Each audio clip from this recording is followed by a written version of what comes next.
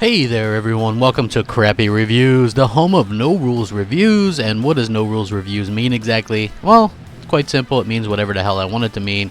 I don't adhere to any set professional standards. It's all raw, my own personal thoughts and opinions. If you don't like it, don't watch. It's really simple. Don't be that idiot who doesn't understand what optional content is. Not a good look, folks. Today I'm reviewing quite an interesting game, Fallout Shelter for the Xbox One. Now this was a mobile game that came out to coincide with the release of Fallout 4 and was available on like iOS and I believe Android later on. But with that being said, it got a port to the Xbox One as a UWP game, which is basically where a game scales automatically to fit all Microsoft devices, and the Xbox happens to be a Microsoft device, win-win. So this is a significant step for the Xbox brand, and while Fallout Shelter might be a weird console exclusive, it is one nonetheless. It doesn't look like this is going to come to PlayStation. So, when it comes to graphics, Fallout Shelter is actually kind of a cutesy art style. Obviously a phone or tablet game.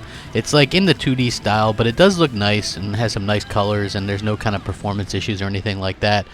So there's actually a few things happening on the screen at the same time. You can have quite a few Fallout Shelter members and things like that, and there's no kind of performance or slowdown or frame rate issues, which you would expect on a pretty powerful console like the Xbox One. So graphically it has that good 2D kind of Pip-Boy Fallout Shelter look, and it looks nice. I think that it looks nice and it's fun, kind of a fun look. So now the basic idea of this game sounds pretty simple on the outside, but it gets really complicated when things go wrong. Trust me when I say that.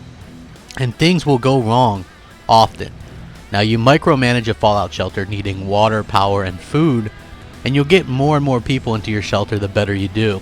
You'll need living quarters, and that's where you can have couples get together and dance, quote unquote, so to speak.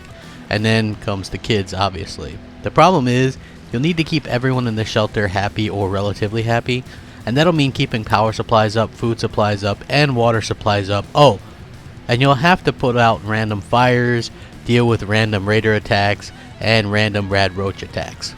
Now, like I said, these can be completely random, or if you try to speed up things to get a certain supply and it fails, it'll happen as well. So even if you don't speed up the stuff, like you have an option, say you need power, you can speed it up and it'll either succeed and you'll get power reserves, or it'll fail and you'll have one of these things happen.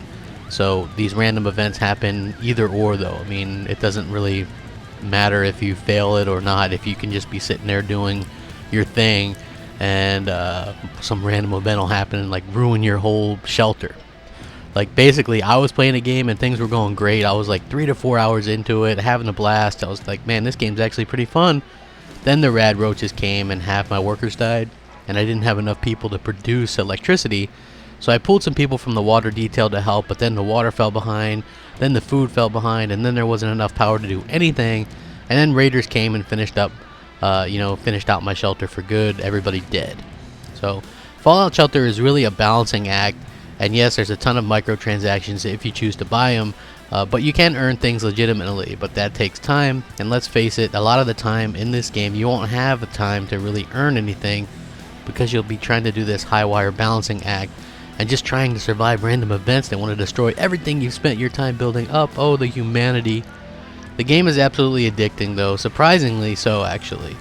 But there's no end game or anything like that, so don't expect some big ending.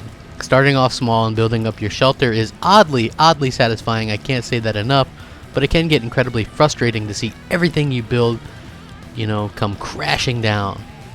It really sucks. I feel like this game might be a bit more fun if they didn't throw so much random tragedy at you, especially if you're actually doing what you're supposed to do and not even taking risks. Keeping everyone happy in the vault is hard work, but can be a good way to spend some time. If you have an Xbox One and are looking to kill some time in between AAA game releases, Fallout Shelter is free and has some nice, easy achievements. It gets a solid 7.5 out of 10. Not amazing, not comparing it to AAA games, but fun for what it is. Thanks for watching. Rack 'em up. Crapgamer, out.